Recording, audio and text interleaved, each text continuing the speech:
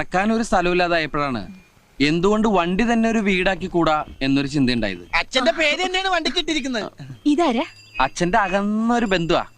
ആരും പണിയൊന്നും കൊടുക്കാത്തോണ്ട് എന്റെ കൂടെ കൂടിയിരിക്കാ. വല്ലതും തിന്നും കഴിച്ചു പോക്കട്ടെ ഞാനും വിചാരിച്ചു. അതെ, വായും വെള്ളമൊക്കെ ഫ്രീ ആയിട്ട് ഇട്ടോണ്ട് പിന്നെ ജീവിക്കാലോ. എന്താ മിസ്റ്റർ ഉണ്ണികൃഷ്ണന് ജോലി? ജോലി ജോലി ഇതിനിങ്ങനെ മെച്ചെടുക്കാന്ന് പറഞ്ഞാൽ തന്നെ ഒരു വലിയ ജോലിയല്ലേ. ഞാൻ ഉദ്ദേശിച്ചത് വരുമാനത്തെ കുറിച്ചാണ്. ജീവിക്കാൻ കാശ് വേണല്ലോ. ബസ്സിന് ഡീസൽ അടിക്കണം, അതുപോലെ പിന്നെ ഇതിനധികം ഡീസലൊന്നും അടിക്കണ്ട. പാതി മുക്കാലും മാൻ പവറിലാ ഓടുന്നത്. മാൻ പവറിലോ?